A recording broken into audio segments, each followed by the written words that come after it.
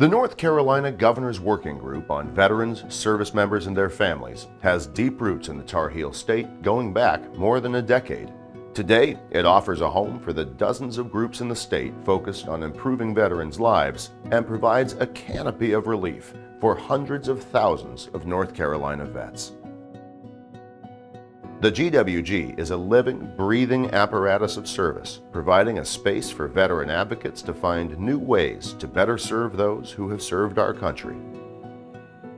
The first seed of this awesome idea was planted in 2006 among the founders Flo Stein, Dr. Harold Cudler, Dr. Wei-Lee Fang, and Dr. Mike Lancaster.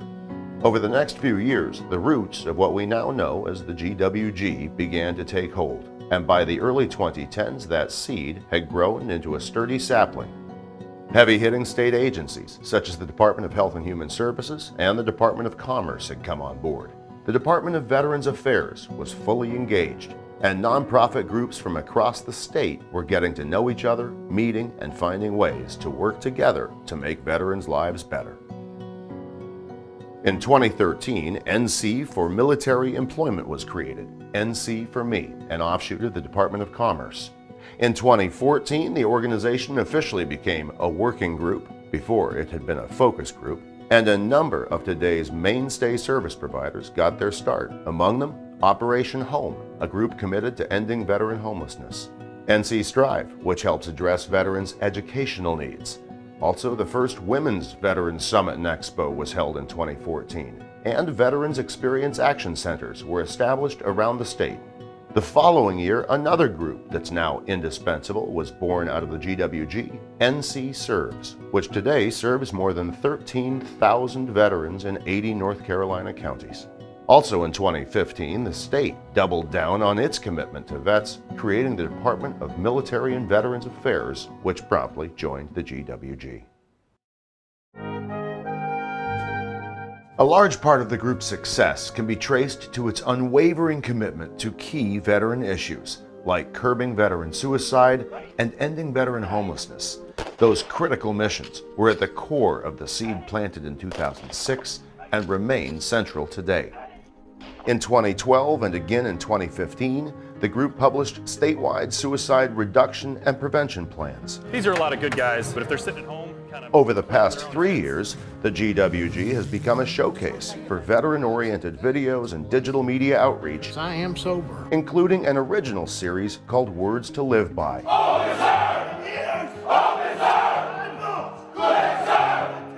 Battle-hardened veterans speaking directly to other vets, encouraging strength and resilience.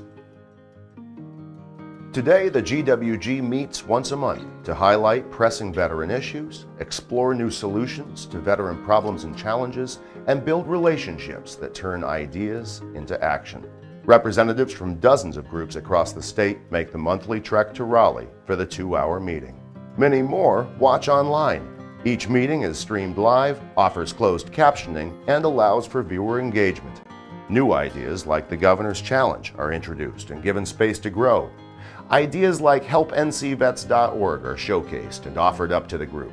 Help NC Vets does just what it says, helps veterans and their families get connected to services in the state and connect with each other. Because of these and other efforts, veteran homelessness has turned a corner over the past decade. The veteran suicide rate in North Carolina is significantly lower than the national veteran suicide rate, and the Tar Heel State has boasted one of the lowest veteran suicide rates in the Southeast for the past several years. From its humble, passionate beginnings, the GWG has grown into a mighty tree of veteran support, and it's only getting stronger. Every year, the ground in which it's rooted gets richer and its branches grow longer. New fruits of service spring up, and more relief finds its way to North Carolina veterans and their families. The North Carolina Governor's Working Group can and should be a model for how to meet that mission around the country.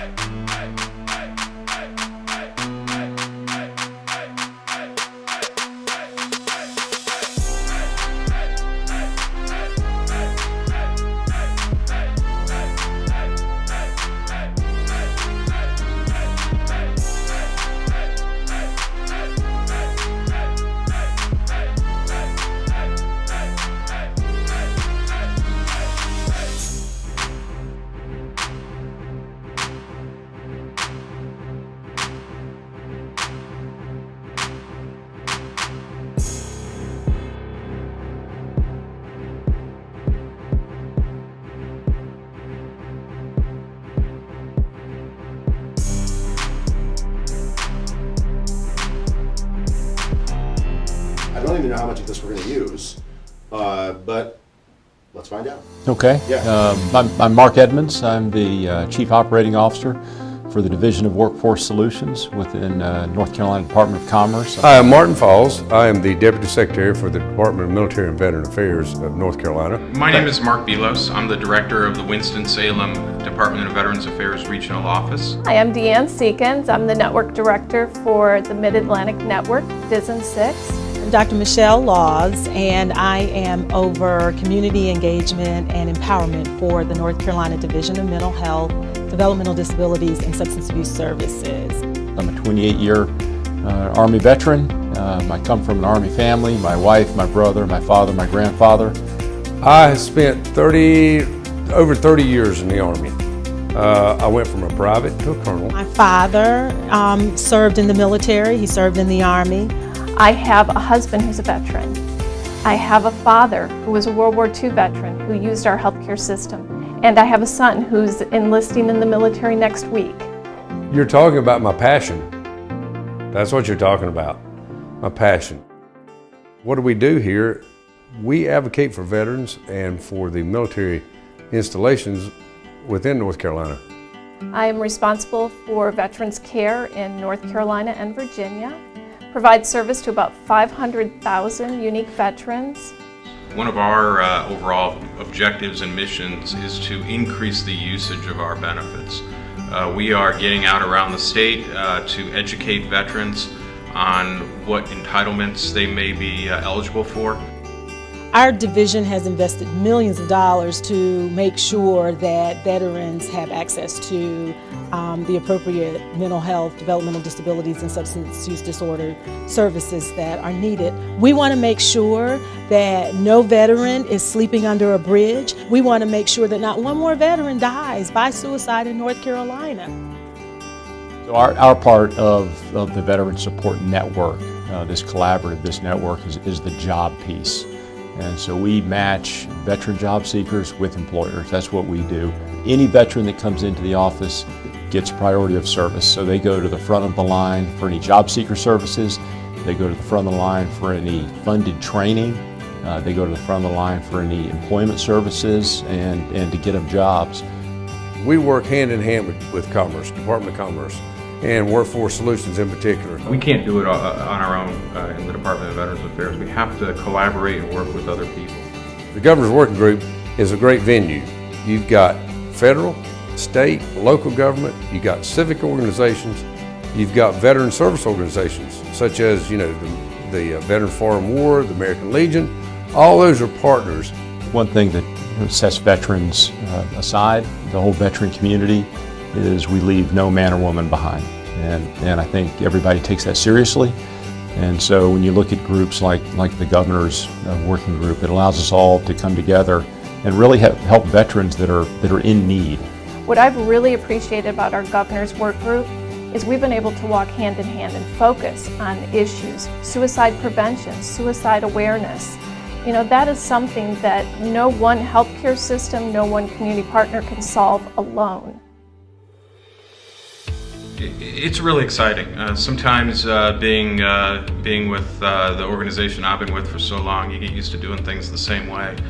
This is an opportunity to do things differently. And one of the things I'd like to say as a result of the Governor's Working Group is North Carolina is now below the national average of veteran suicide rate. Second thing is North Carolina is below the national average of homeless veteran rate. So I can only attribute that to information, education, and collaboration. Everyone has their niche, right? No one knows everything, and some of us specialize in very narrowly focused areas. And we believe that if we can pull all of these resources together and this expertise together through sharing of information through the North Carolina Governor's Working Group, sharing information, letting people know across the state what programs and services exist, then that's really key. That's critical. Well, first of all, good afternoon, everyone. And as usual, I want to bring you greetings from the 75th Governor of the state of North Carolina, Roy Cooper. Every day, there's a win somewhere, if you look at it. And that win keeps you going the next day, day after and the day after that yes, perseverance does work, and it makes it all worthwhile.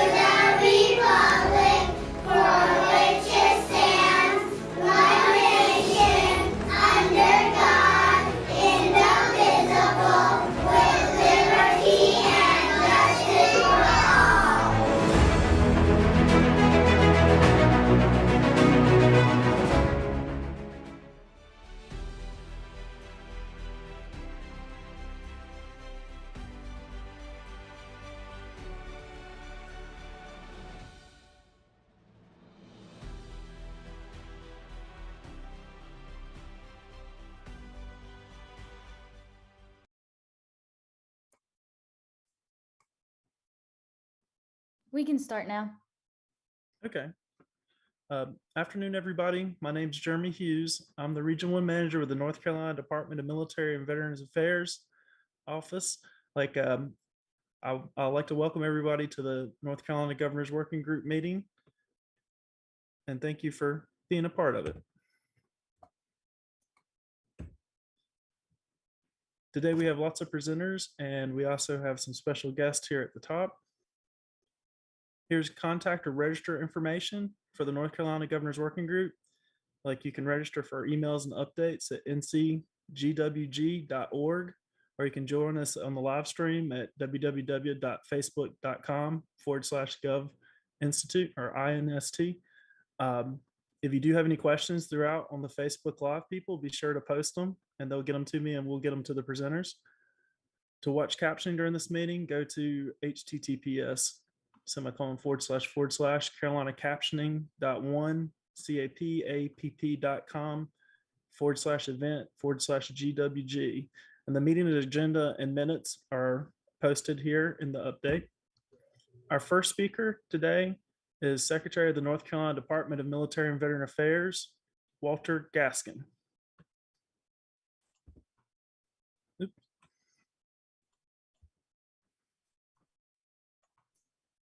And I'm not sure if Walter Gaskin's on today, and I know Terry Westbrook sends his regards. He has the family event going on today. Very joyous, so we wish him the best. If I don't see Secretary Gaskin on, so I'm going to actually read through the updates for the State Department of Military and Veteran Affairs. Like, what's going on right now? The department's heavily engaged in our legislative effort or agenda for the General Assembly short session. The North Carolina Veterans Council continues to move forward with their legislative agenda. The next meeting is to be decided. Completion of the Kernersville Veterans Home. All the inspections have been completed, and we have a list of items that have to be addressed prior to follow-up re-inspection. We've requested a certificate of beneficial occupancy to be issued. We have established 7 subcommittees within the governor's working group to specialize in different events and different things.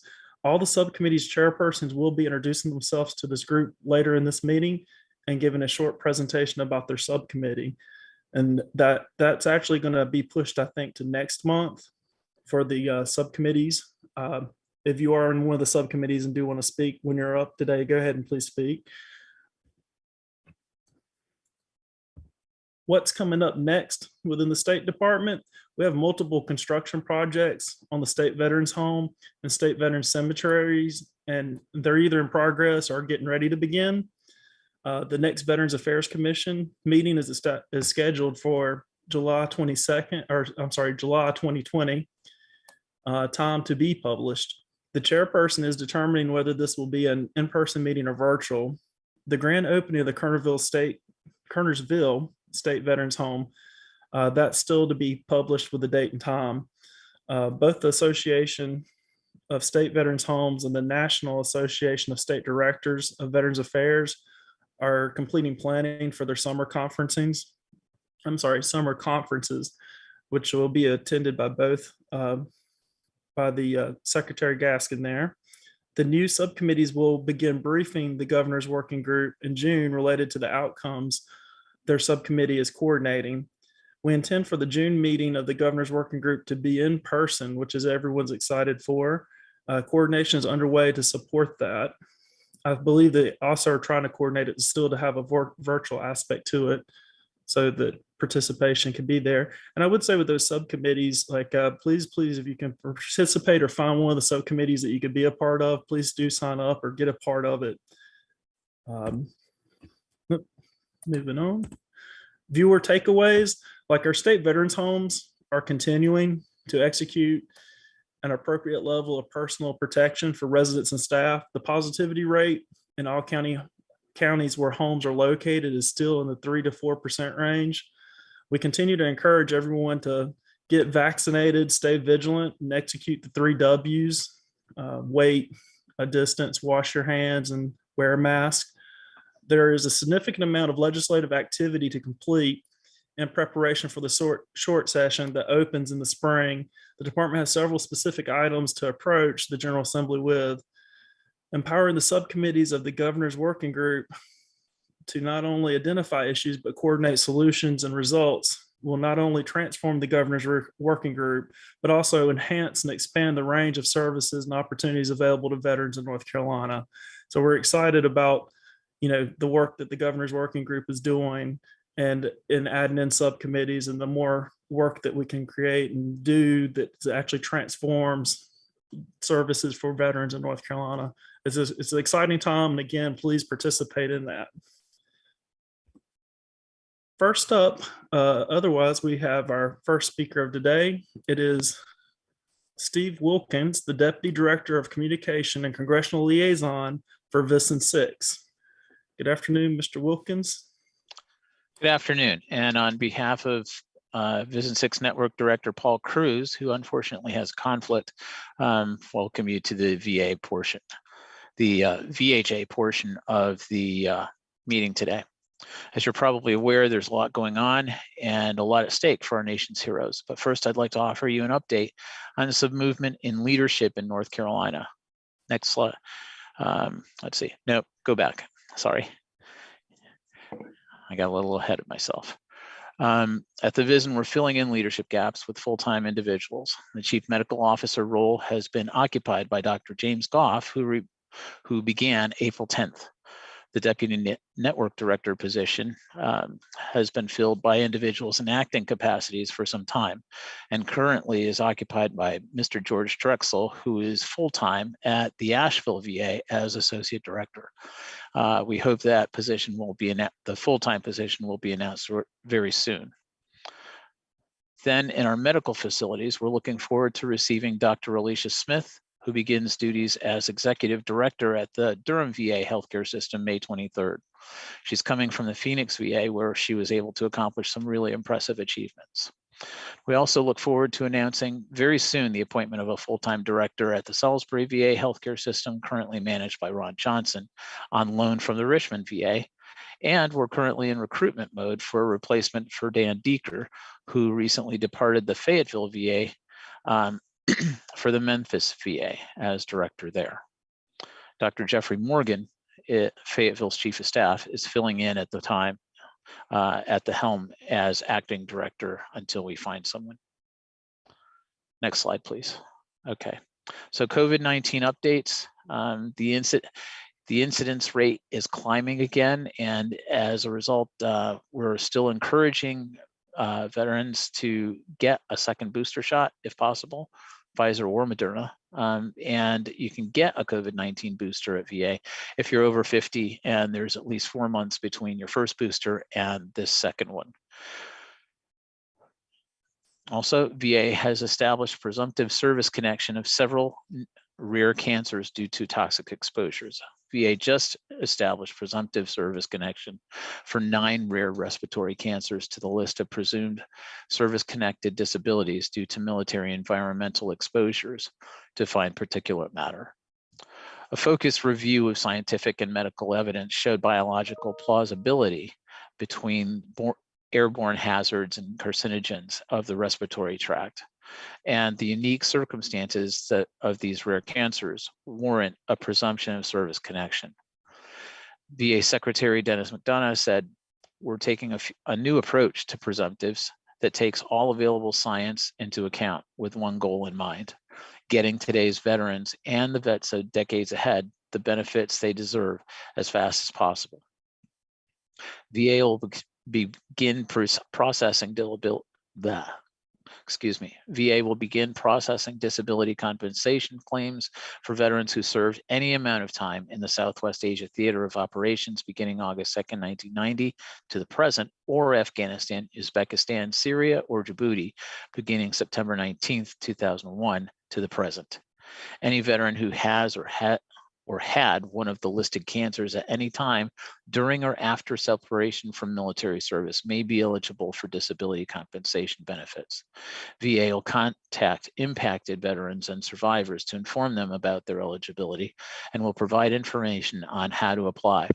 Veterans, survivors, or dependents who had claims previously denied for any of these respiratory cancers are also encouraged to file a supplemental claim for benefits.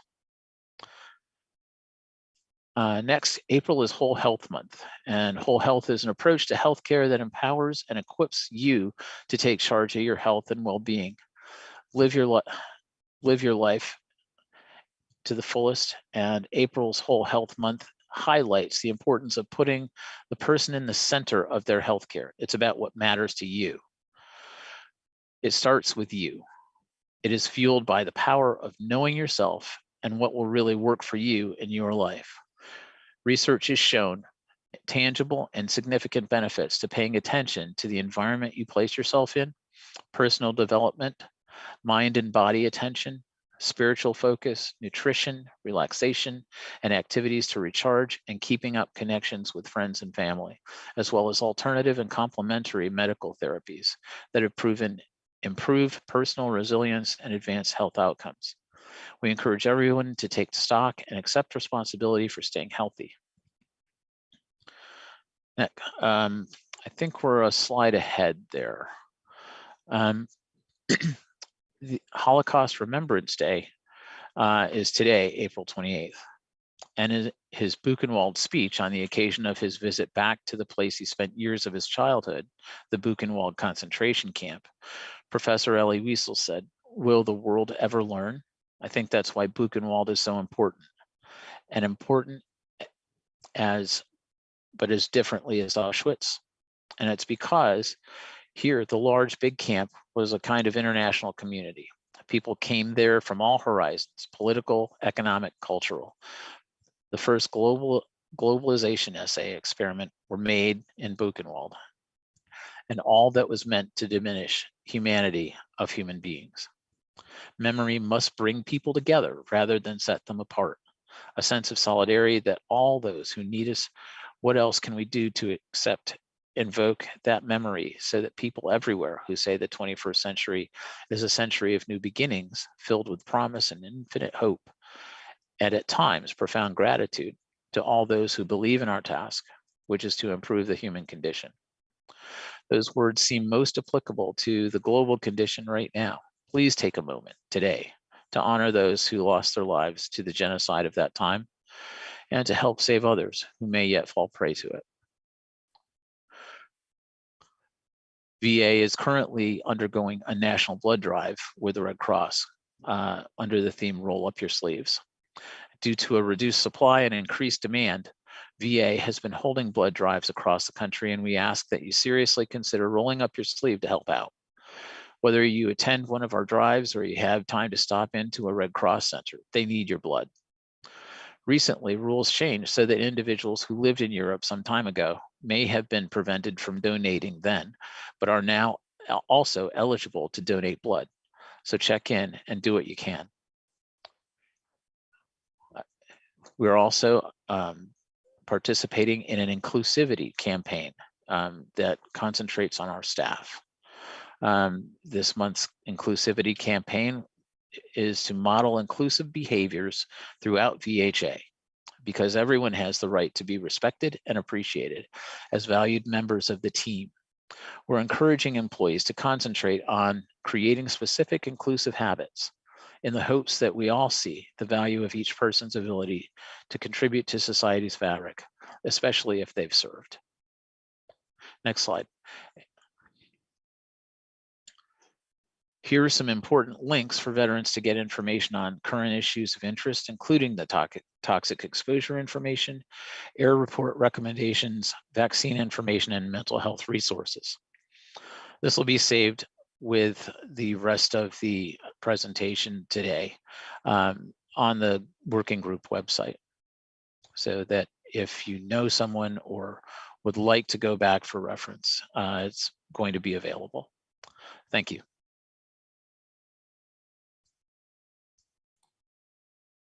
Thank you again, Mr. Wilkins. We appreciate it, and I thank you for your presentation. And again, this information will be posted, and you could be able to pick it up from the website with the Governor's Working Group. Our next presenter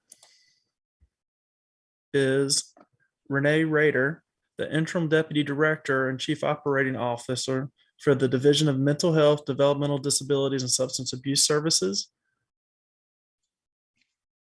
Thank you so much. I just have a couple of things to talk about today. So I just wanted to make quick mention of our veteran-specific work that continues with the Division of Mental Health, Developmental Disabilities, and Substance Abuse Services. We continue the operation of our veteran-specific programs. We are in the process of renewing our contract with the Veterans Life Center through June of 2023. And we have been partnering with the Stephen A. Cohen clinics and hope that's to do additional work around crisis interventions and resources in the upcoming year.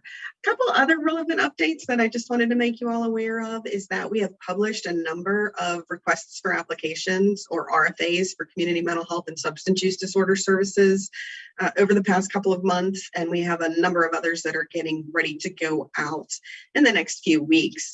We've been really excited to use our federal dollars and other funds that we've received to promote behavioral health and well-being for North Carolinians. Some examples of those RFAs include comprehensive community integrated mental health and physical health clinics, peer support services, overdose prevention projects. One of the RFAs that's posted right now is related to opioid settlement dollars. And so that is really targeted at preventing and reducing harm from opioid misuse. We encourage providers and community organizations to review our webpage that has the RFAs posted regularly. As a matter of course, we do prioritize our veteran populations and target providers who specifically serve veterans and family members. So we would especially encourage those organizations to be reviewing our webpage regularly and applying when interested. I also wanted to make mention of some mobile units that our division has funded in the past several months. In order to better reach those with substance use disorders, we have awarded almost $5 million this past year to fund 17 mobile clinics to provide screening, assessment, treatment, primary care, and recovery support services to individuals in our communities.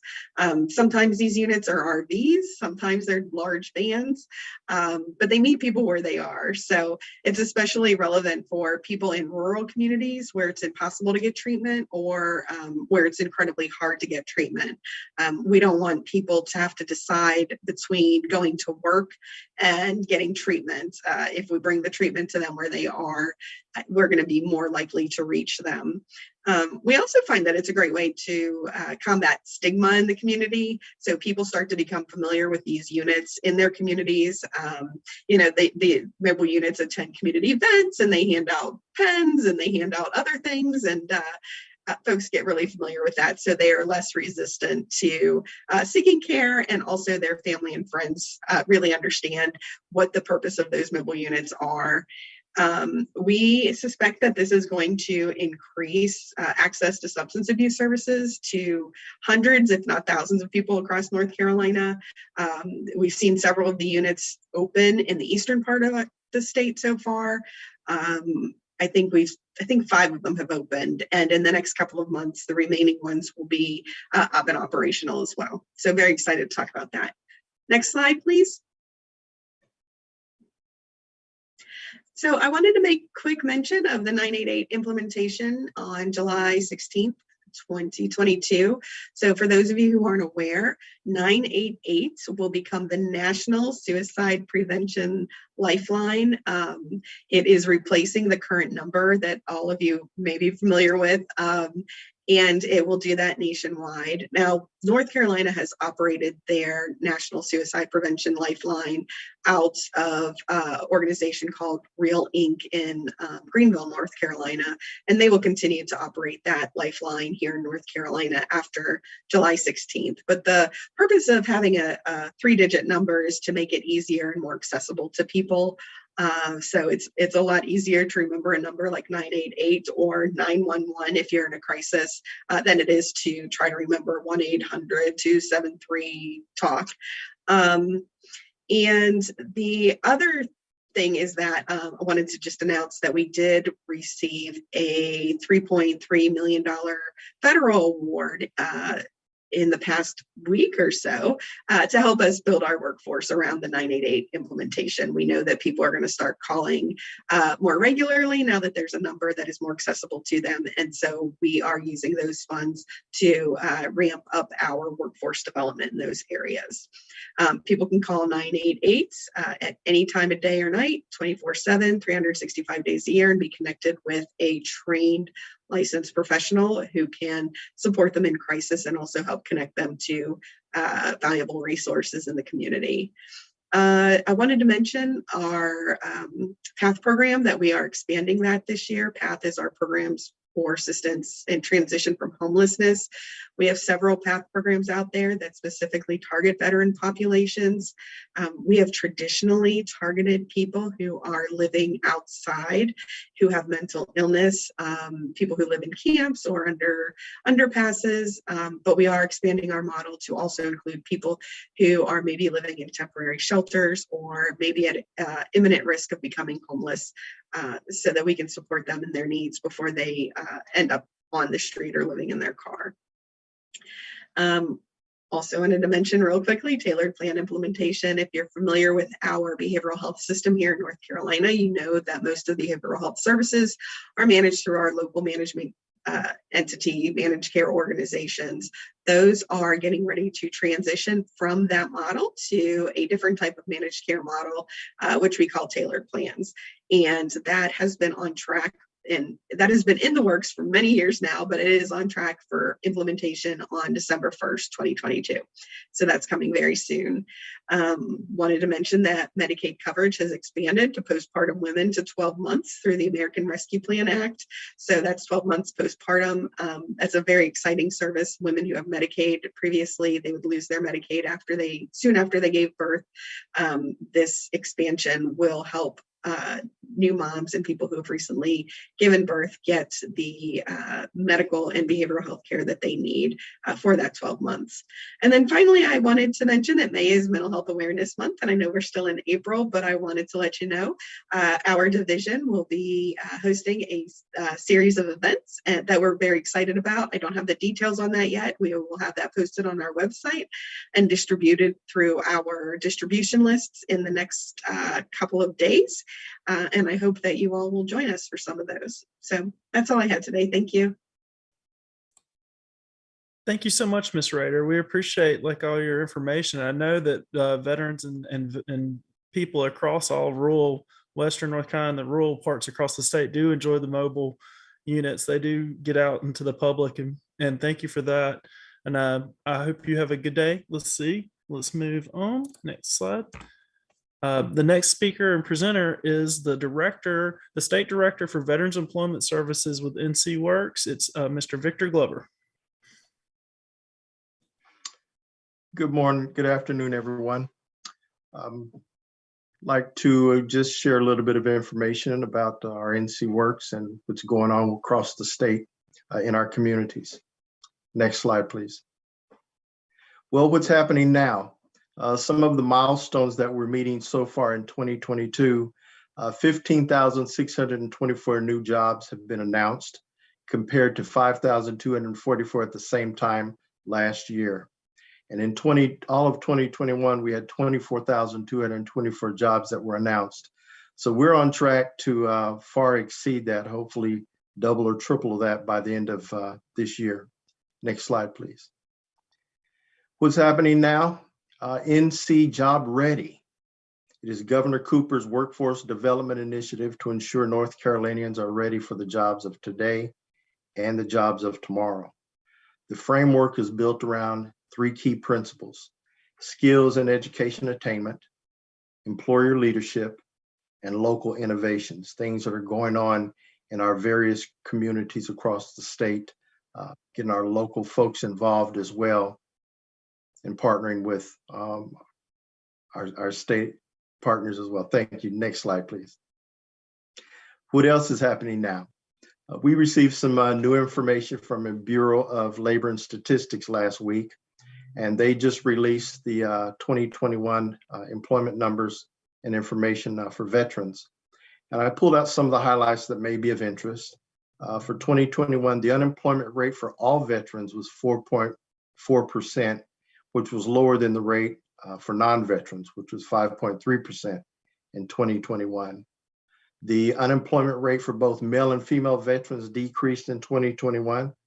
The rate for male veterans was 4.4%, which is a little different from the rate of 4.2% for female veterans for 2021. Next slide, please. And now one other bit of information I just wanted to share. There was so much information out there, but I just tried to pull a couple of snippets that would be interesting to us. Among the 386,000 unemployed veterans in 2021, 56% were ages 25 to 54, 39% were age 55 and over, and 5% were ages 18 to 24. Next slide, please. There's some things that are happening in Division of Workforce Solutions in our career centers. Our teams at the Division of Workforce Solutions provide experienced help to veterans, transitioning service members, and eligible spouse that are seeking jobs and career assistance. Our career center staff understand the needs and challenges that our military have. Next slide. How our centers work. Veterans can visit the NC Works Career Centers and take advantage of all of our no-cost services. We can assist them with career assessments, pulling up labor market information for different career fields. We can have access to training opportunities, hiring events, job fairs, and workshops, job interview preparation, resume and cover letter assistance. We provide assistance with NC Works Online, how to register online, and possibly how to file for unemployment for those who may be in need. Assistance with the Veterans Portal. We have a specialized portal out there just for veterans that has some very unique information. So you might want to check that out when you have the opportunity, veterans.nc.gov. And we provide access to computers and free internet service. All of our career centers have been set up to have internet service inside and outside the building. So we provide that service as well. Next slide, please. Our Veterans Portal that I made mention of just a moment ago, it provides online support for our North Carolina veterans and assists them with finding jobs and career opportunities. They leverage the critical skills and experience that we've gained through military service for new careers in high demand fields. It was developed by the North Carolina Department of Commerce and designed specifically with veterans in mind.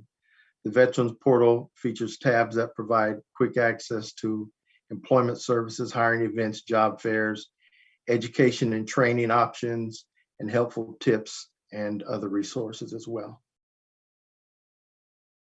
We also have the feature NC Works Online that we talked about just a few slides ago. It gives veterans access to job postings 24 hours before they're made available to the general public. The system provides information on training opportunities, local services in your particular community, and other resources that are available to our veterans. Employers can also search NC Works Online exclusively for candidates who are veterans as well. And just last slide is contact information. My contact information is here. You can access this website to find a career center in your area. The job ready opportunities that I talked about that are the governor's initiatives are here as well. One of our community partners across the state is NC for Me, North Carolina Department of Commerce, and of course our Veterans Portal. Any one of these links will assist you further. And thank you for your time this afternoon. I'll turn it back over to you. Thank you so much, Director Glover, and thank you for all your team does to help with all the people from NC Works helping people and veterans get jobs across the state. We thank you for that.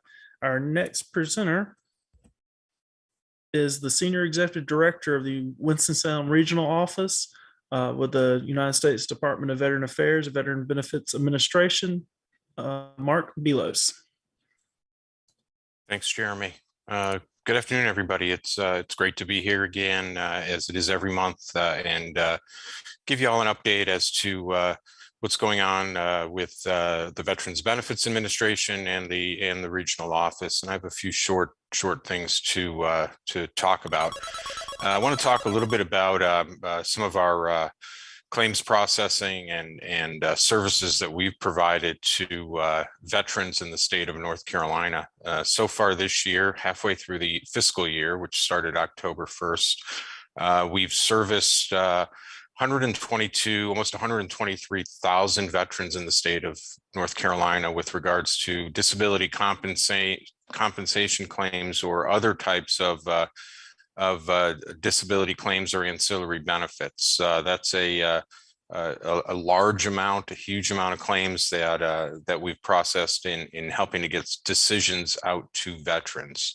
In fact, we process more claims in the state of North Carolina than any other regional office around the country, even though we're not necessarily the largest, but we do more work and help more veterans out than any other station. So it's a big number. It's a lot of veterans that we're helping.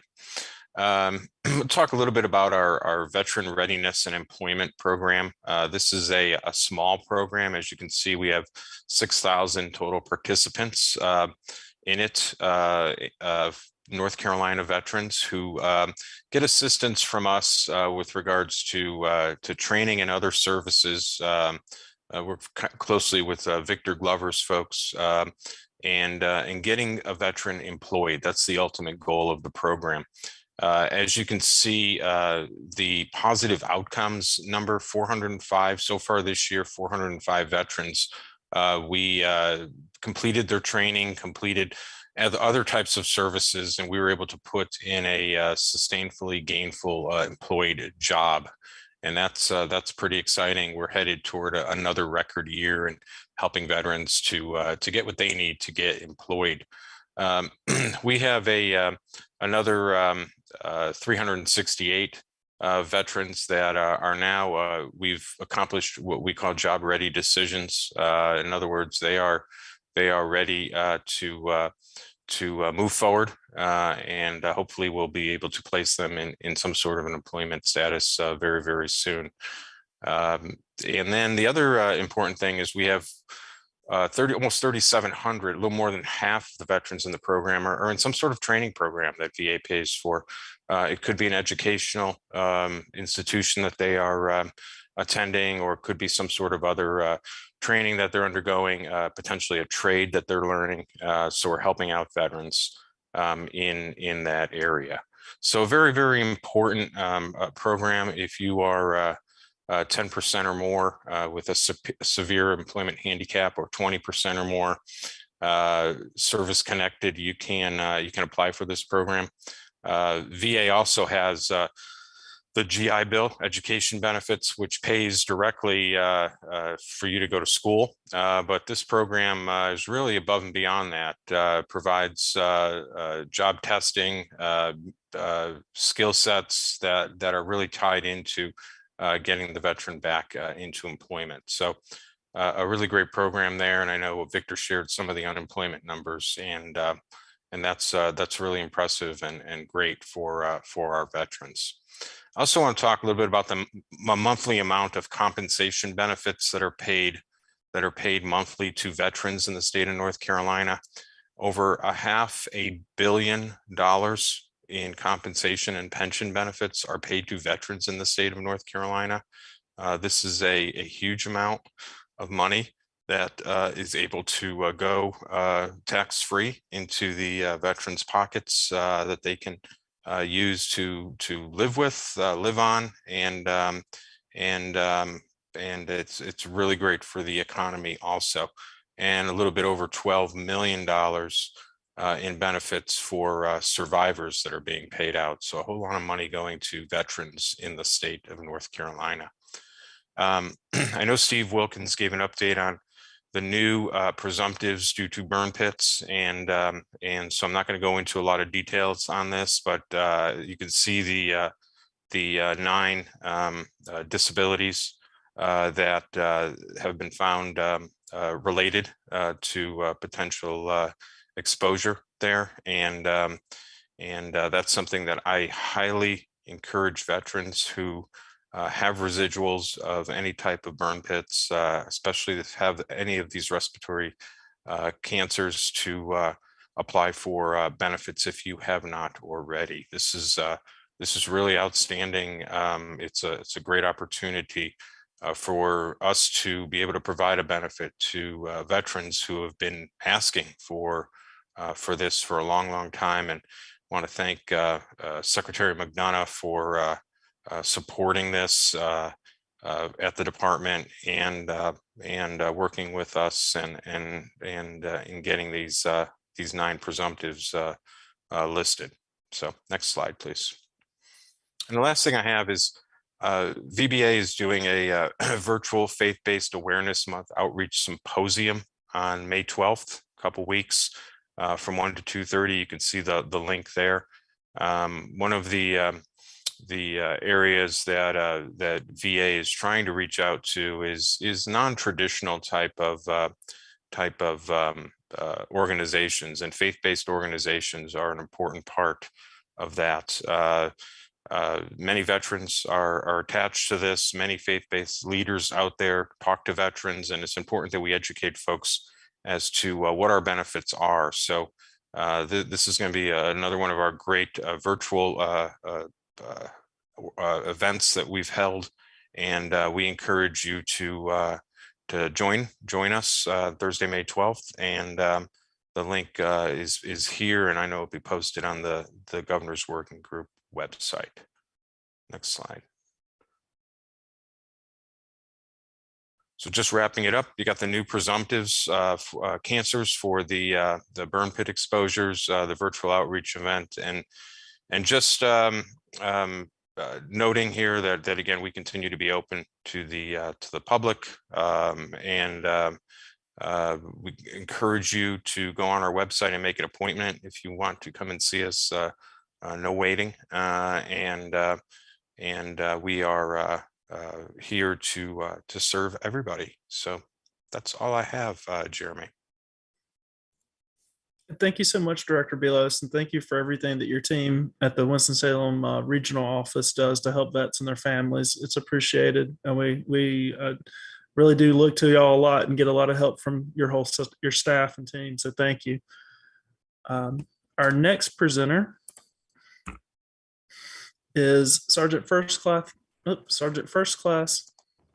Kenneth Martinsen with the North Carolina National Guard Family Programs. Good afternoon. Good afternoon. Hey, thank you for inviting me to the Governor's Focus Group to talk about our North Carolina National Guard State Family Programs. I am the interim state family programs director, or SFPD.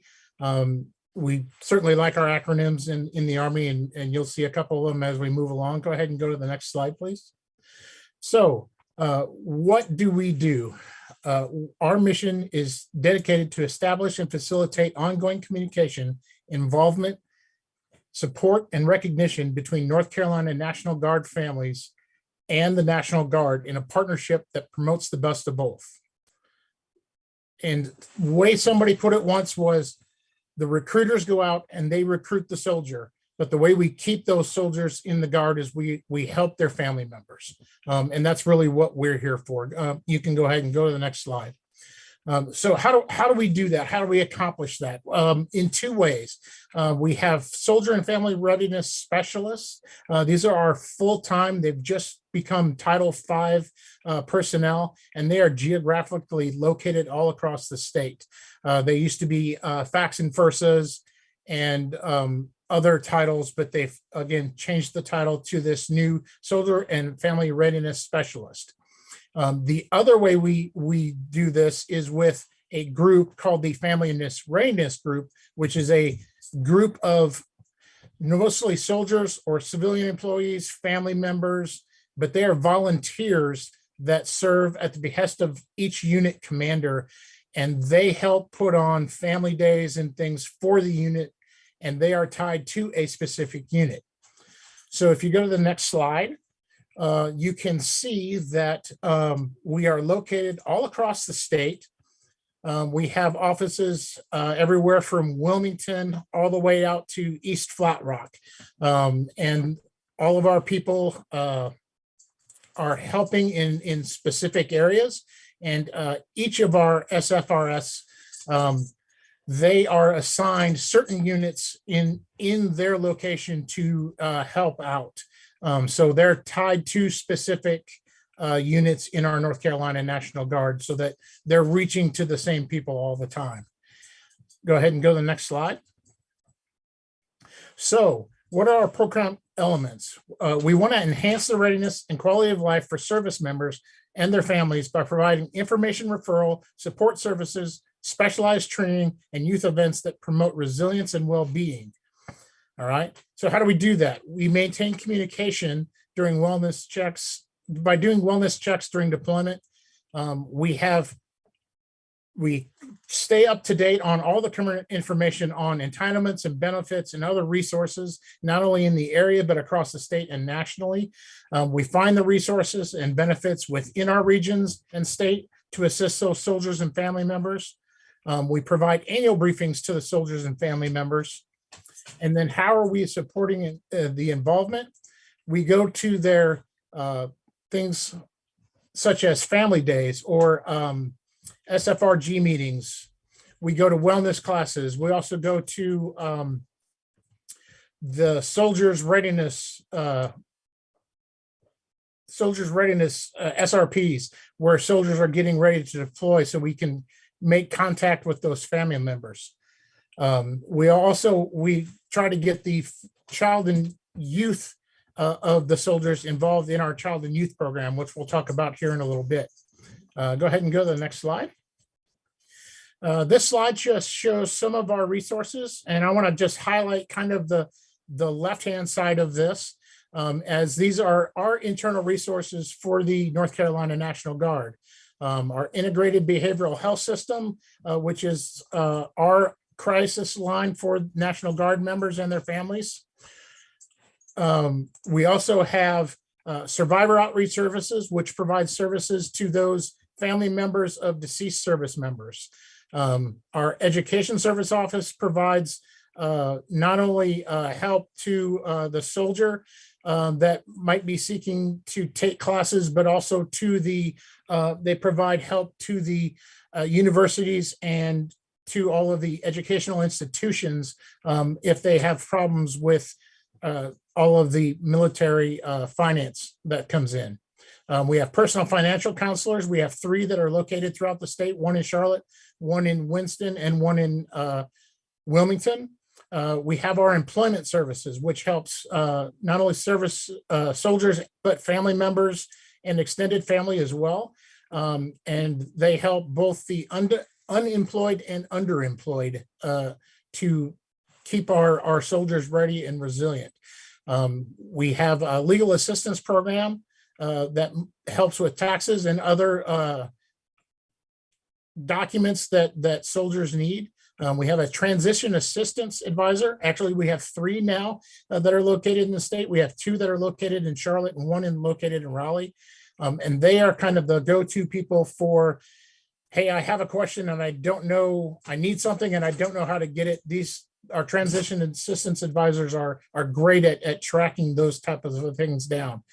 And then, of course, we have our sexual assault prevention program and our suicide prevention program, which not only help the soldiers, but the family members see the red flags of those kind of things.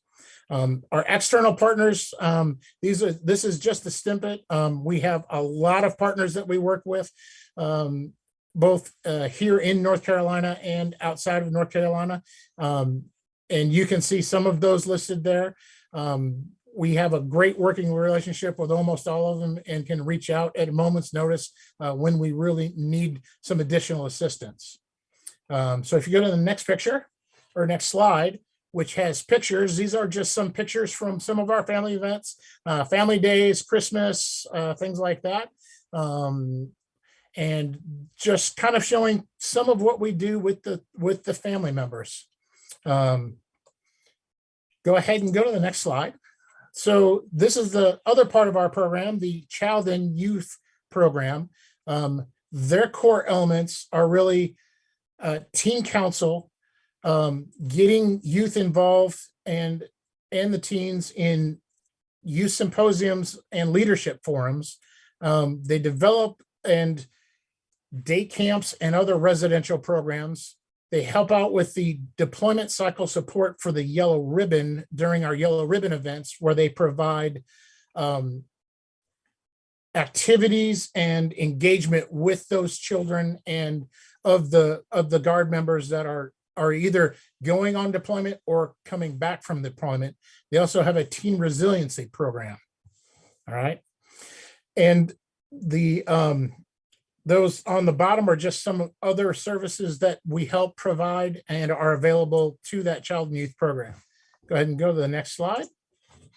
So some of the things they do, as I mentioned before, they help us out at Yellow Ribbon events and work with the kids of soldiers that are either deploying or come back from deployment. They do a lot of good things with getting the children ready to deploy. As you know, they're going to be a big change in their life, or coming back, working on that reintegration.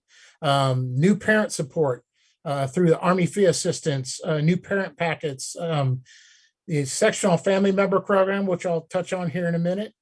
We do education and outreach training. We have a teen youth council that meets once a month here in Raleigh. And it also has an online component for those geographically dispersed teens so that they can attend as well. We have yearly youth and teen retreats every year. Our youth retreat this year will be held at 4-H Camp Betsy Jeff Penn. And our teen retreat this year again will be held out at the coast at Fort Fisher, North Carolina. They also do resiliency training with teens that can, build leadership and team building. And then they also do day programs. We'll do a day program at a unit, and they call it a one-day drill for the kids. And they do things with some of the service members. They get the service members involved and can see a Humvee or do things like that to kind of know what their parents are doing when they go to drill. Next slide. So new parent packets, we mentioned briefly. We send out for every new parent we have in the Guard. We send out a nice little packet that has some books for the child, blankets, and then we'll also have resources and pamphlets for the new parent. So that is a nice little feature. We have the Army Community-Based Child Care Fee Assistance Program, and this helps with child care assistance It's a government program that we put the soldiers in touch with, and they're able to get some assistance with paying for childcare. Go ahead and go to the next slide. These are some of our other child and youth, the Military Kids Connect and the Military Child Education Coalition. There are kind of national programs. We have the Exceptional Family Member Program, which is for provides support for those exceptional family members that a soldier may have. Next slide. So our military kids, they give grants to be able to attend camp. Our National Military Family Association, they're an advocacy group for both family programs and child and youth. The YMCA has in the past offered for those family members of deployed soldiers reduced or free memberships to the YMCA while those soldiers are deployed. Next slide.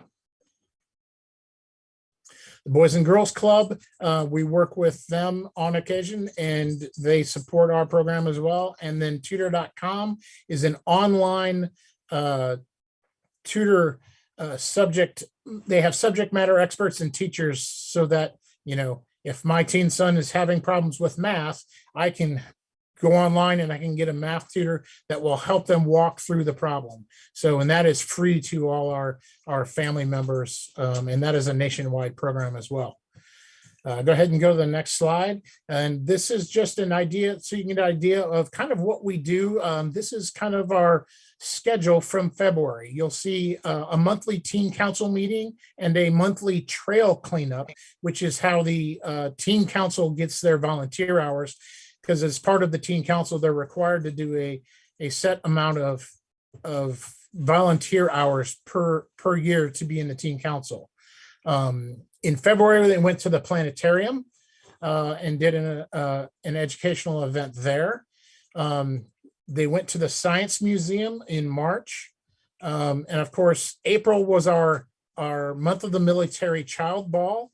And all of our Easter egg hunts that we had throughout the state. I believe we had 3 this year, one in Raleigh, one in Charlotte, and one in Morganton, I believe was the 3rd one. This weekend, they're going to the zoo to do an educational event and see the animals.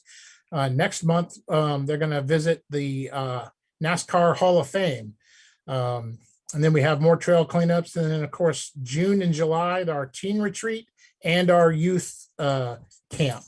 And then once we get done with those, it's back to school time where we provide backpacks and supplies to those kids of service members. And then also September teen council, and teen council is going to go whitewater rafting. And I believe that's the last slide. One more slide of pictures. This is more of our youth, some of the youth camp activities and things that they've done in the past. And thank you very much for letting me share about our family programs and what we do for those soldiers and families in the National Guard. Thank you so much, Sergeant Martinsen. Like I know all the family members and all it's good to have someone that makes everyone feel special and gives them something and gets them out there. I got a couple questions in, and I would like to take the time to remind people that they can put in questions and answers like at the end on the agenda here. We do have a question and answer time. So those can come in. If you're on the Facebook Live and watching this, you can post them and they will get referred over to me. So like the questions here are kind of combined for you. And I figured if you'd like to answer one now, because it's kind of right on topic, it's asking the National Guard offers a plethora of programs. So what kind of participation do you get for them? And then the second part of that's kind of like, what's the most utilized program you have? And then maybe to the contrary of that, what's something that's underused that's out there? Okay. I would say one of our, one that I didn't talk about that is one of our utilized programs would be the assistance that we give both at Thanksgiving and Christmas for those families that are in need. We do meals, and we do at Christmas we do Angel Tree, and those are some of our well-attended events. On the family program side, and it's kind of a family programs and child and youth, the Easter egg hunts are usually a very big draw. We get a good attendance for those, and a good time is had by all at those events. We also get a lot of people that come out and pick up the backpacks and the school supplies. So that's another thing that is well utilized. As far as underutilized, I would say probably some of the online resources like tutor.com, they don't necessarily know is there and available. So I would say that is definitely an underutilized resource. And then probably some of the fee assistance type things where there's one military child grant that pays for any activity when a soldier is deployed. They give you $500 for an activity, say karate lessons or piano lessons or things like that, for a child of each child of a service member during the time that they're deployed. I would say that one's probably another kind of unutilized benefit that is out there that doesn't get utilized enough.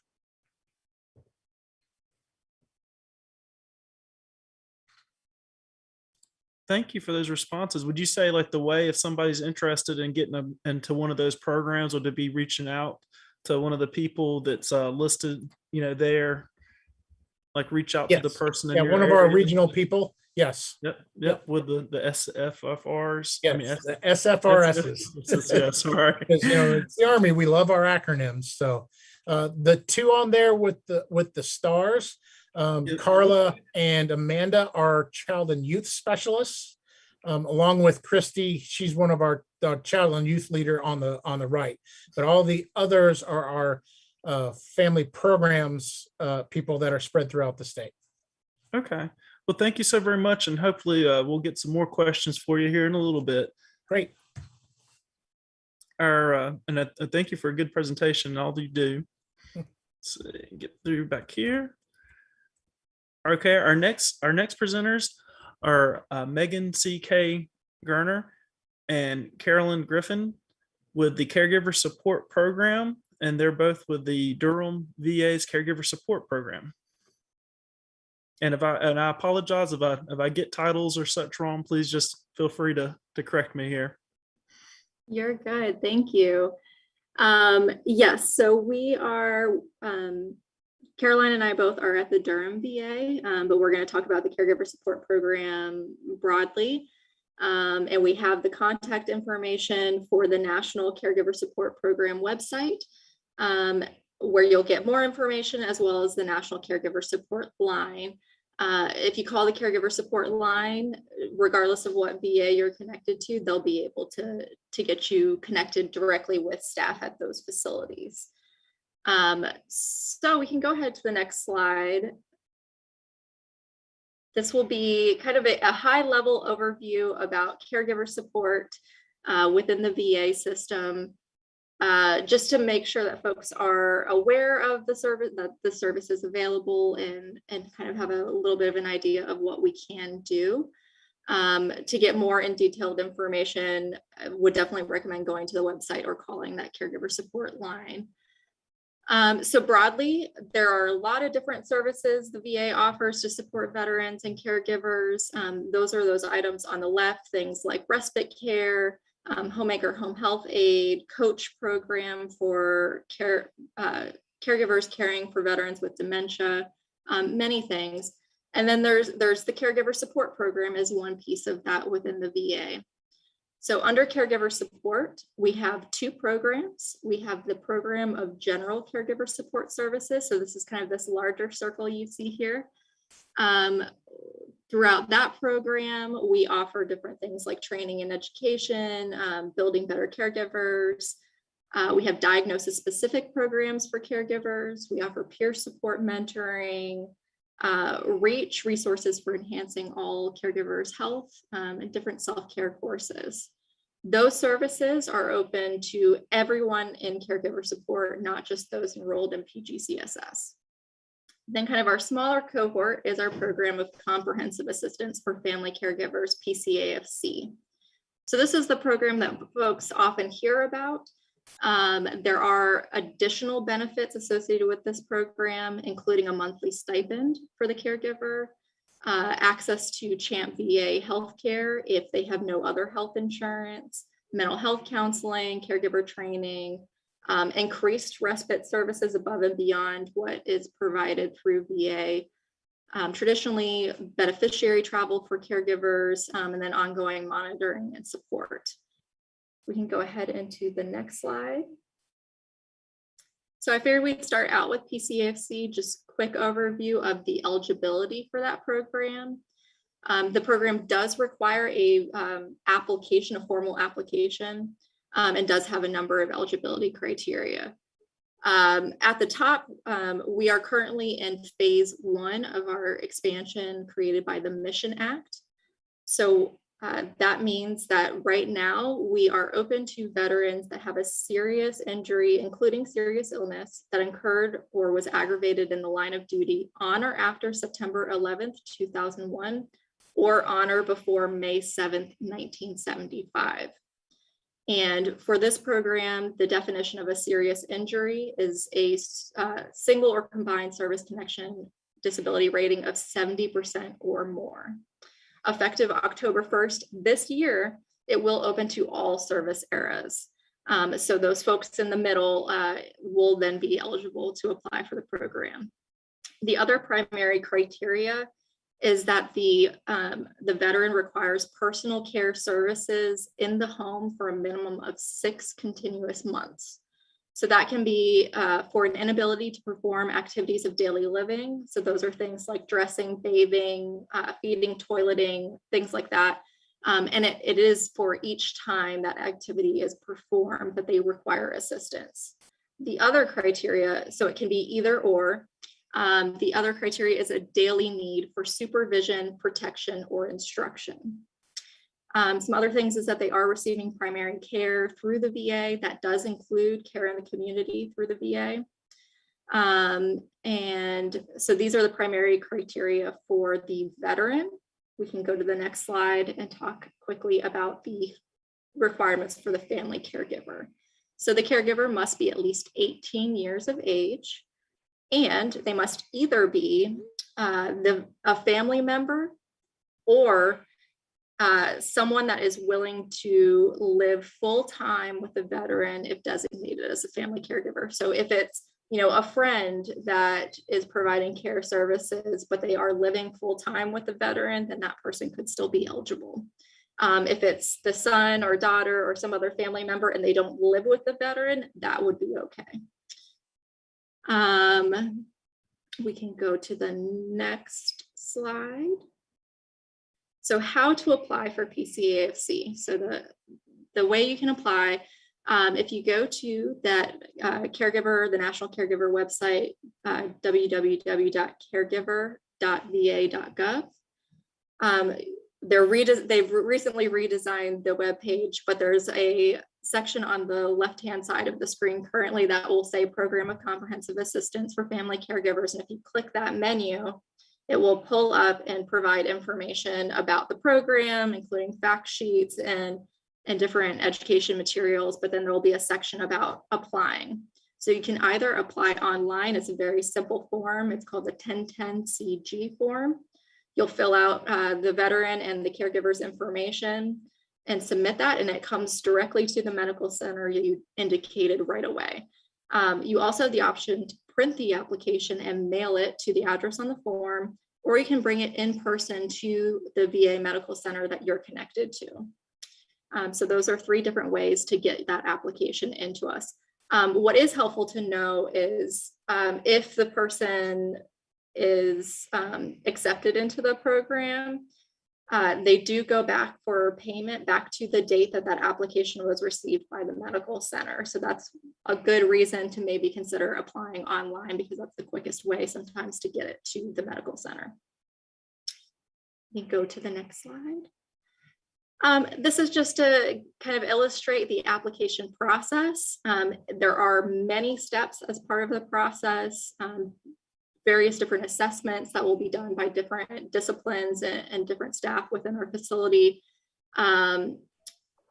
So you can see that parts of this, like the veteran assessments and caregiver assessments and functional assessments, all of that happens at the veteran's local medical center. But once that those assessments are done, we actually send that initial application review up to the VISN, where there's a centralized eligibility and appeals team that will review all of the application materials, will review the medical record, and they actually make the determination of eligibility at that stage. So it goes to the VISN seat team twice. So for an initial review, if that team determines that the person is still eligible, then they move on. And we do a training and a home care assessment, and then it goes back to the seat for one final review. So we can go to the next slide. All right, I'll turn it over to Caroline. Wonderful. Thank you, Megan. I'll be talking briefly about our other program, which is the Program of General Caregiver Support Services.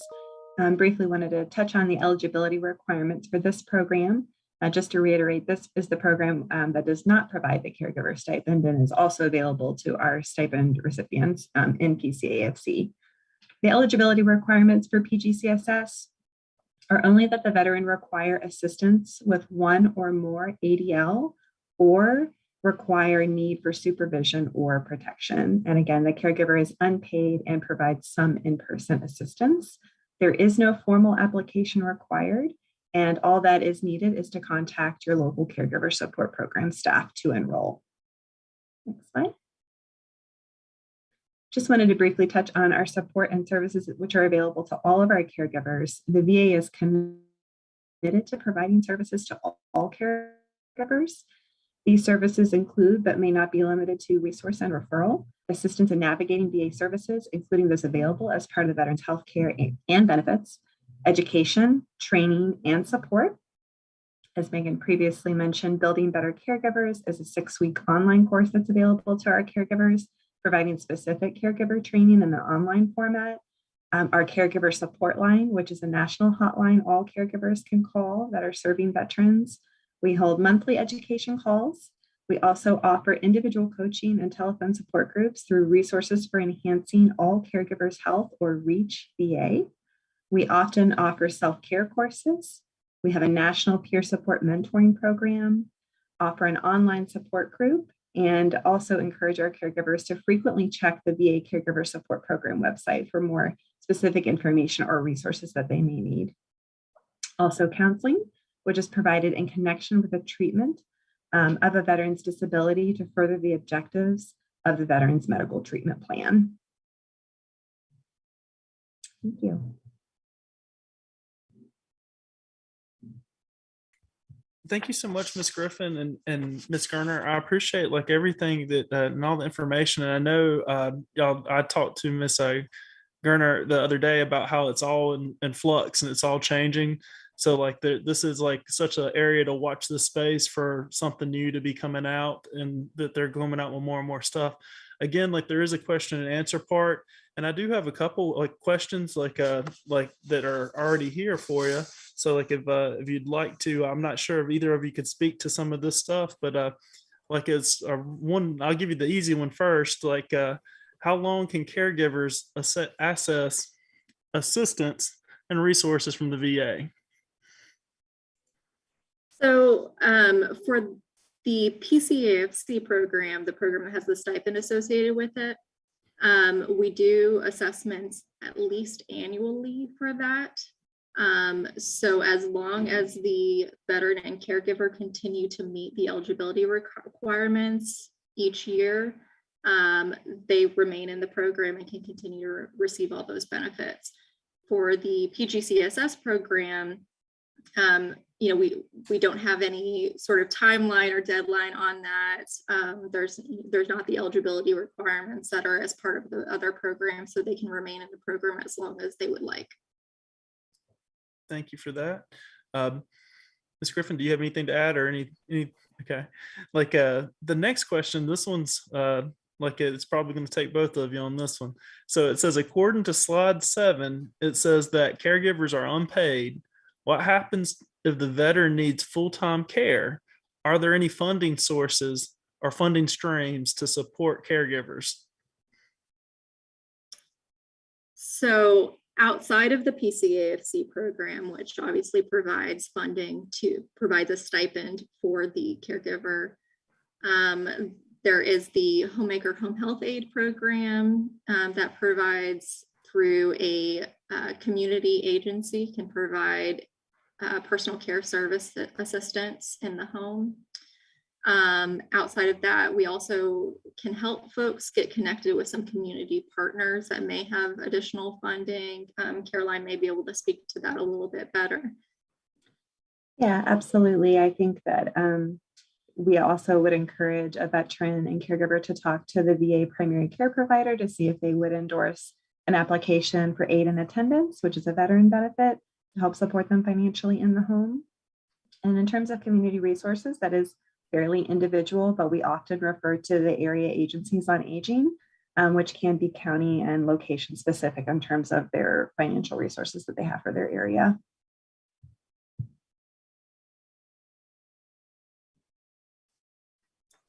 Sorry, I thank you both for your answers and responses there.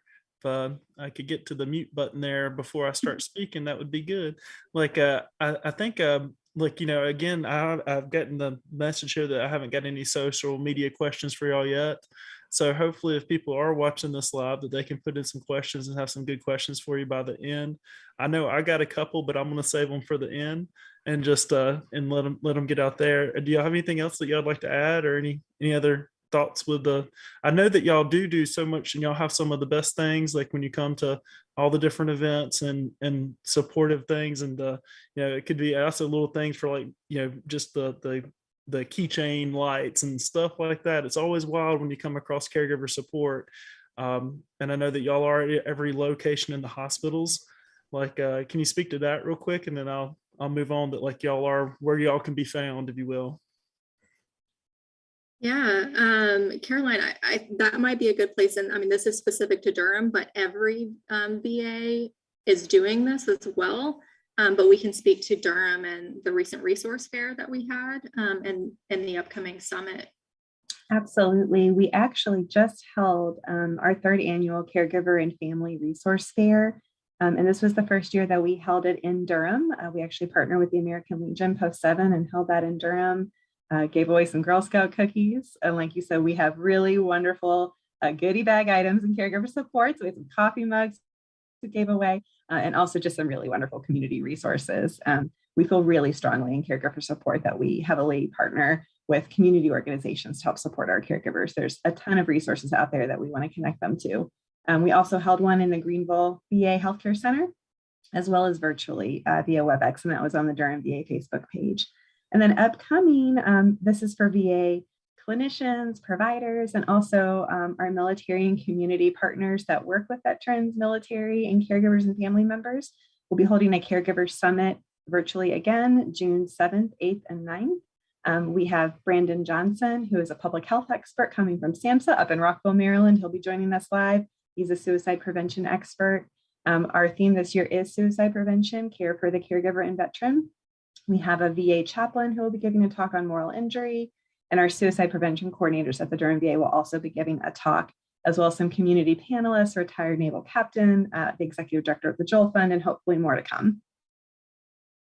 Thank you again. I thank you both for your presentation, and hopefully we'll get you some better questions than what I got here. So right now, thank you so very much. Like our next presenters, let me see. There we go.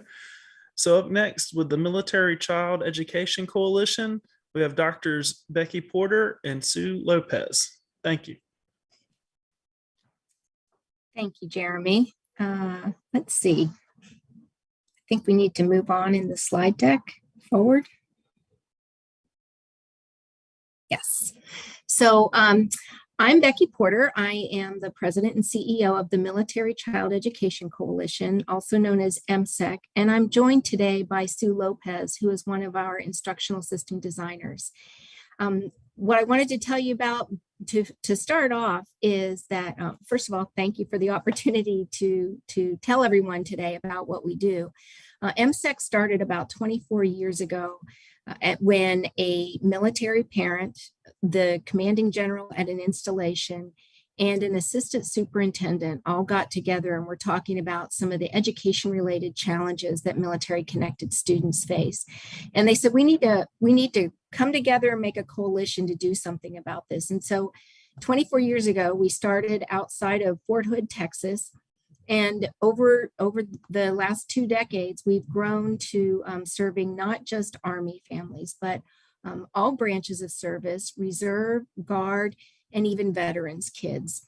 We help them in issues of transitioning from one school to another, dealing with the stressors associated with deployments and training exercises, and just some of the things about being in a military family that might not be apparent to those who don't serve or aren't serving right now. And so that's what MSEC does. I think what I'd like to do right now is ask Sue to talk to you about what's happening currently with MSEC, and then we'll talk a little bit about what's coming up. So Sue, if you would take over talking about what's happening right now at MSEC. Thank you for having us, and it's a pleasure to reach out to your community. And I was a military student transition consultant, and I wanted to talk about our new military student consultants who provide, just a continuum of care support for families in transition, whether it's new military families or families ETSing or during academic transition. And so we have a few. We have one in your area, and his name is Mark Patton, and he also sits on the North Carolina Governor's Quality of Life Committee, but he's been instrumental in bringing our Purple Star Initiative to over 9 counties in North Carolina, as well as collaborating with the National Guard Association and the Directors of Social Work in North Carolina, and also partnering with the VSOs supporting military families in transition. And so those are some of the things that are going on. We also have one of our board members, Becky, who is a spouse of a Marine and residing in North Carolina, that also guides us on issues that are happening in North Carolina and helping us to continue to support families, as well as our impacts, our military parent advocates and coordinators who are strategically placed in Fort Bragg and at Camp Lejeune. And so those are some of the things that are going on. But our biggest thing is the Purple Star School Initiative and Awards. And so MSEC is the national advocate for the Purple Star program. And so we also have programs called School Quest, student to student, and we have parent support, professional development as well, podcasts and weekly webinars that are free too and designed for parents, teachers, administrators, military family life counselors, anyone working with military connected children. And so those are just some of the programs that we aim to support families. If you could go to the next slide, please. This is a link to our Purple Star School. We are the national advocate, and if you have a chance to go to our website and click on this link, you can look at different reports that we have.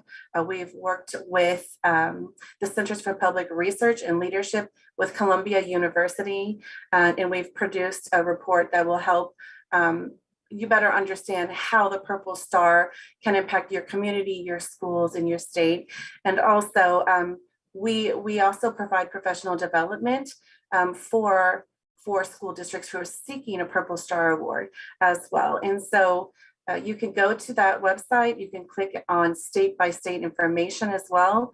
And just a plethora of information is on our website for you. If you could go to the next slide.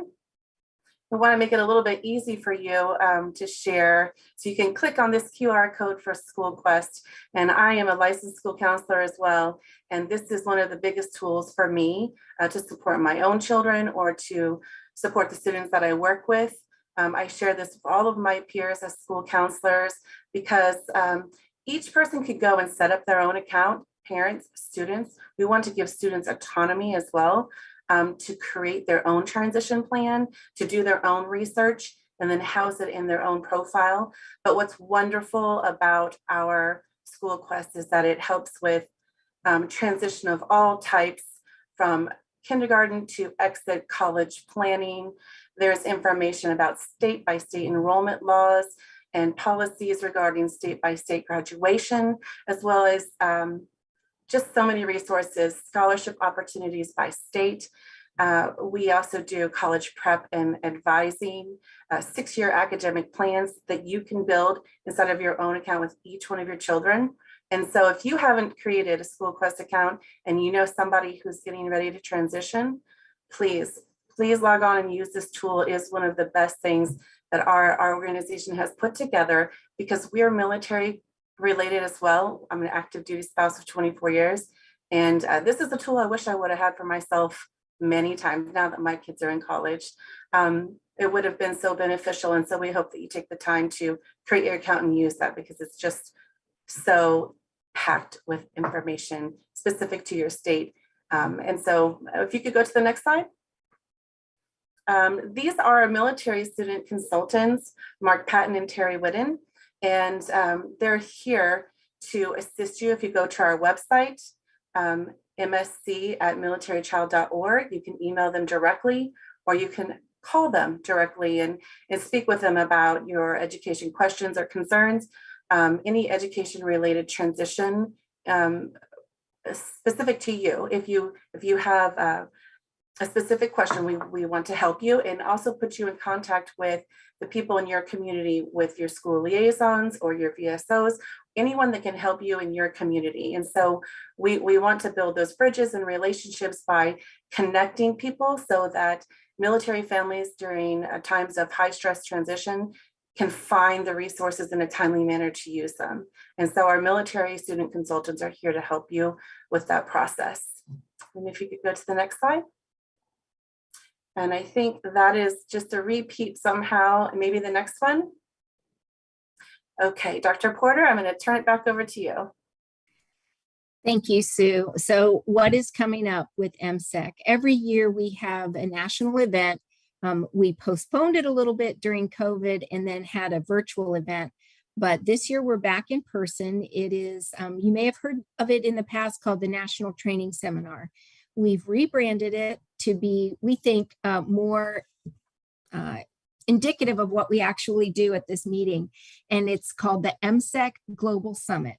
We'll be having that in Washington, D.C. from July 18th to 20th with various speakers, military speakers, educators, child development experts. And what we do there is really just talk about, in this case, this year, the whole child. What do our military connected children need to develop and grow and thrive, especially in an academic environment? You're welcome to attend us. We'll have the bulk of the programming is in person. It will also be some virtual programming in the event that you can't make it up to DC this summer. So check it out at the QR code that's there, and let us know. If you have any questions, you can get those questions to us, assuming that you don't have any here today, but go through the military student consultants and either call them or email them. And if it's not a normal question that they would get, they will connect you with the right person to help you figure out whatever the issue is, whether it's changing schools or figuring out how to deal with a deployment or figuring out how to deal with extended training missions. That's what we're here for. So thanks for the opportunity to talk about what we do today.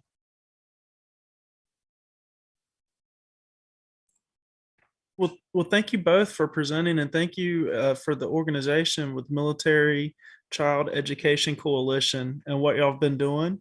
Like, I do have a couple of questions that I have already got, and I know that we do have here for, panelist discussion at the same time, because like y'all are the last panelists, I think, presenting today. Mm-hmm.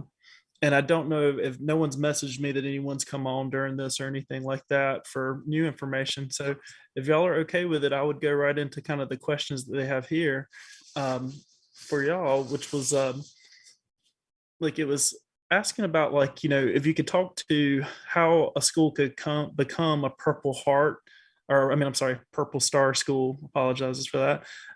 But how they could become a Purple Star school. And if you can explain again, just go back over that for anyone that might just be watching or just came in. Yeah, thanks, Jeremy. The Purple Star School Initiative is something that started at a grassroots level.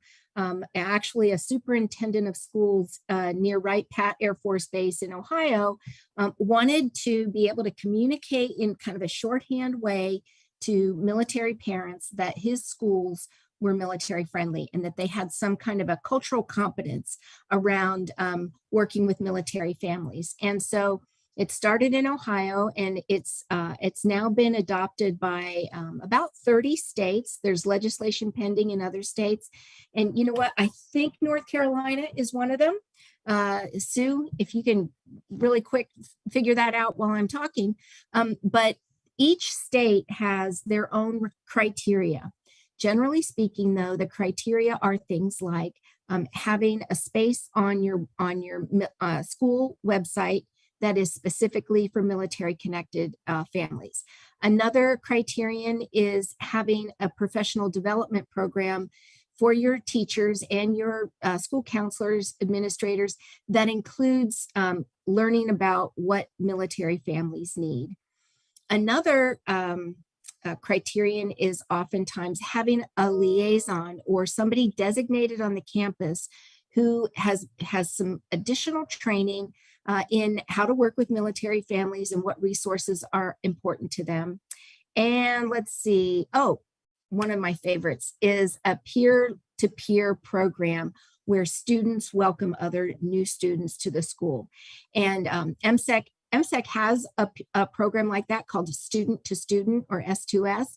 There are others out there. What we like about the Student to Student program is that we include not just military kids in our clubs, but also civilian kids who want to be part of it. And they learn about leadership, they learn about welcoming new people into their school. And so that's one. And then one other thing that some states ask is that schools observe different military holidays, or for example, they might do Month of the Military Child, which is April, and having a Purple Up Day where all the kids wear purple to just recognize what military connected students do. So those are some things. We'd have to go to North Carolina, see what the requirements are for North Carolina. And Sue, have you already checked that out while I was talking? Yes, and if you are on our website on the Purple Star tab, if you scroll down, you can see a map across the United States. In North Carolina is a Purple Star state. And so the Department of Education will be able to direct the application process that each campus needs to complete in order to meet the criteria for North Carolina. And so one of the things that we offer as advocates is our Purple Star training, which is 6 hours. And it's very unique because in Module 1, we talk about understanding the need of the connection to military students in our communities, as well as Module 2, understanding how to identify military connected students in your school district data system. And, school registrars, school counselors, the Purple Star advisor are critical in that because they help identify a student upon enrollment so that we can provide transitional services to them or help them provide connecting resources and welcome and exit planning. And then how to build your Module 5 is how to build your Purple Star school and your committee, what you need to develop your own committee in your district, at your school, in your campus. So we provide that unique training, and we developed that through our MSTCs that worked in this capacity for over 5 years in 19 places in 7 states. And so it's best practices from the field and how to support military students in their critical time of transition, but training the school district to be the coalition of the willing, as Pete Lupiba would say, from the front door to the coaches, to the community leaders, your VSOs, your national, everyone, to all those schools out there who think they don't have a military connected child or that they don't live in a highly populated military community, I would say, yes, you do. Check your zip code. And when we say military connected, we're talking about retirees, veterans, children, National Guard, Reserve, every child that's military connected. And so we really want to help schools prepare to meet the need of the families during times of transition. So that's what our program is set a little bit apart, but you can check with your state Department of Education on application. And I don't have that information with me, but you would be able to find out on your state website.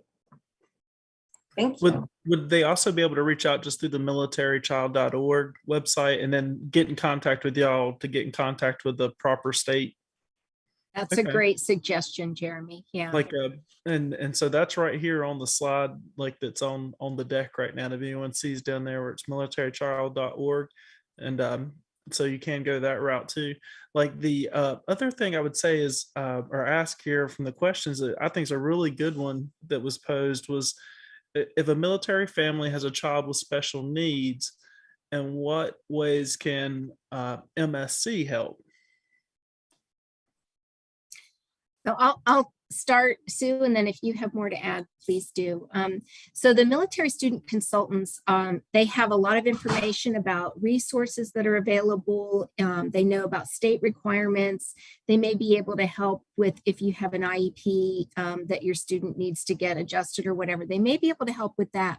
But in the cases that are more complicated, they also can refer a parent to another nonprofit organization that we partner with called Partners in Promise. And Partners in Promise does a lot of work with children who have special needs, especially not just in the schools, but also from their medical standpoint as well. They're a great advocacy group, just like we are. And I second that. We have many organizations and partnerships, Jeremy, that we work with, including the school liaisons, National Military Family Association, Partners in Promise. So anything that we can do to provide that web of support, we're going to reach outside of MSEC to find that support for you as MSCs and get you into contact with the person that you need. So that's the end goal, is to serve the family and serve the family that's experiencing a challenging time during transition. So thank you so much. And we do hope that you check out our website and make a phone call or even just send an email to the MSCs, because we are ready to help. Okay, thank you. And thank y'all for those answers. Like I got a question just in general, like kind of the different, because it seems like you have a lot of different things, like the training aspect of it, and then the actual in school, what's going on at this school and that school to recognize, and it puts in place that. Do y'all see any certain areas, kind of off the question that was asked earlier today about like that are underutilized or overutilized, or that y'all feel that schools could actually implement more of, if it's the peer student stuff, or if it's the actual training on military culture to the school? Like, do y'all see anything that's underutilized in general, or you think is it's all beneficial, I'm sure, but do you see some stuff that y'all are tracking as like, hey, this could be more? So Sue, I'll say what I think, and then you can add what you think. But I think underutilized is the School Quest program, which there was a QR code for it in an earlier slide. And the School Quest program really allows parents and students to kind of consolidate all the information about their child's education into one place on a database. And it keeps track of things like, if you want to get your kids ready for SATs or PSATs, it will help you, it'll help remind you when you need to be studying or when you need to be enrolling in those tests. Or if you want to just keep track of their transcripts so that when they go to high school, or if they go to another school, you'll have all of that information there, and you won't have to like go back and dig through paper records. You've already put it in there. The other thing that it does is has like graduation requirements for the state. It has a link to another organization called greatschools.org, where you can go on and see how different schools are on whatever great schools criteria are, how those schools compare to each other. It's just a really great resource that is free to the parents and free to the kids.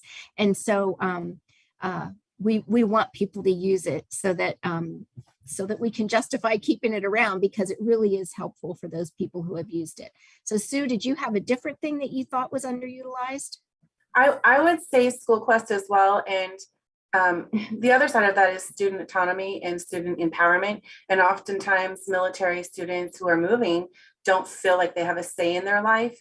My kids moved 14 times, and in their later middle school and high school years, had different feelings about all of the transitions. And so when we give a child a platform to do their own research and to put their grades in and do their 6-year academic plan and look at the requirements that the college board has for your 8th through 12th grade year, it gives them autonomy, but also accountability. And it is a great place for students and parents to work together to build conversations that are difficult to have with your own teenager when they're going through challenges. So it's a great place to be. So the student can do research in their platform, the parents can do, and then they can talk about those things. And so another resource is tutor.com. I've told students about this for 7 years. Use it. If you are struggling in any capacity, there's a writing lab, there's over 100 courses, individual whiteboard space. It's such a valuable resource to our students. And when they're moving, academics are not consistent from state to state. So it's a free resource that's out there that students can use. Any underutilized program that we have, I'm not quite sure, but I just want to encourage people to attend the weekly webinars. Again, they are specific by topic. We have upcoming webinars posted on our website for May that are just so beneficial for this, preparing for the summer side, preparing for the upcoming transition. Juniors and sophomores need to be having those conversations to plan for the upcoming junior and senior years, like yellow ribbon, just all kinds of things, ETSing, VA transition. Mark Patton is one of our experts on helping families transition out, and is very passionate about helping people transition successfully. And so the MSCs are there for you. They're there for your family. And so you can call or email us directly. We just want you to know that we're here to help. Stuff again. Thank y'all for those good answers, and thank you for all that you're doing there in this space, especially. And thank you for identifying stuff that, like, hey, be sure to use this. It's out there for you. I'm going to go on. I think that we got the slides here, and it's going to be to the open questions. So you might get some more questions. I don't know. I haven't seen any yet that have popped up towards sent to me. But let's see. Here was like viewer takeaways. And again, like all the PowerPoints are here, and they can be also found at the North Carolina Governor's Working Group.org. The next meeting for the Governor's Working Group will be May 26, 2022. Oh, I'm sorry. Yep, that's correct. But there is an update here also for the meeting in June, for 23rd of June. The meeting will take place in person, and we will email out further details as the day approaches. Here again is contact information where you can go and get the North Carolina Governor's Working Group.org, get emails for stuff for updates, and to register to be a part and get the kind of, hey, this is what's going on out here. I do know if there are any questions out here. If not, we'll go back here and we'll open it up for questions from the panelists. If they have any questions for each other, or if they'd like to come on. I do have, like another question here for Sergeant Martinsen, and I do have, I will stop sharing, so we'll open this up, stop sharing. There we go. And like, if you do have a question, you can post it in the chat too, if you're in on this, or like I said, it will be posted to me. Thank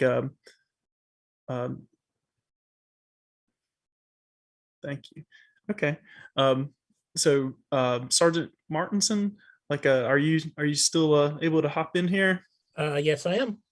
All right. The question that I got here was, and I was saving this one for later here, was like, do service members and their families also use the resources external to the Guard? I know in your presentation you had listed off some of the different, external stuff that is out there that y'all are partnered up with or y'all utilize. Like it might be, Military One Source or VSOs or, Right. but Yeah, I mean, definitely we push the soldiers to, we encourage them to sign up for the VA and for those benefits, especially when they're coming back from overseas tours or tours where they're now eligible for the VA. We definitely encourage that. We tend to use our internal resources a little more just because they know the state a little better. But those national resources definitely do get used most of the time. In like, we utilize 4-H for things for some of our programs. They participate in some of our programs, and some of those national programs definitely are utilized by not only our service members and their families, but their kids as well. Okay. Thank you. I know I saw on your slide too that like upcoming events that y'all have whitewater rafting. Is that going to be do y'all have like a location? Is that Charlotte? Is that Natahala? Yeah, that's going to be in Charlotte. They're going to have it at the Whitewater Center. At the Olympic Training Yeah. Center. Okay, Yep. Awesome. Like please be sure to check out stuff there and get a part of that if you're on here and still listening to the conversation, or if you're interested in that or any of the events they got upcoming. Let's see, I did have a question for Miss Gerner and Miss Griffin, if y'all are still on here. Like if you can speak to, the question I have is like, if you can speak to the level 1 and level 2 stuff as kind of that's changed. Like, I know I asked Miss Gerner this the other day and she's like, it might be different tomorrow, but if you can speak to it and speak to like that flux that's going on with the caregiver support program. Cause I mean, I have seen it's been more inclusive.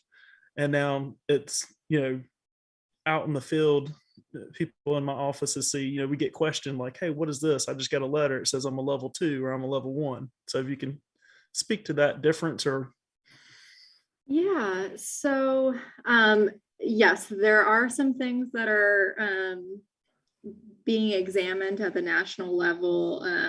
Folks may be aware there's been a lot of different things in the news that came up in March with taking a look at our eligibility criteria and making sure that we are capturing the folks that need to be captured and being inclusive in that. So that's being reviewed at the national level.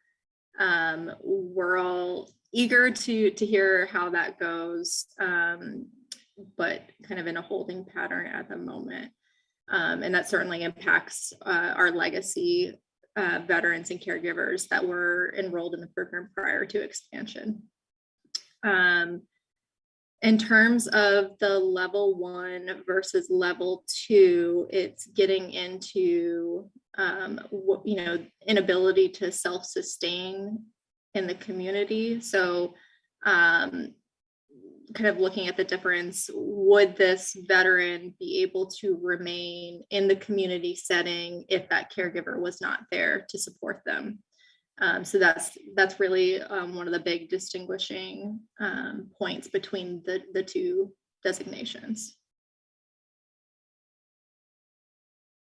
I don't know if that fully answers your question, but I'm sure I'm happy to try. I just think I'm trying to answer the question. Get the question answered for somebody that might see this. That instead of them having to come into one of my offices and ask me, then I turn around and try to find you.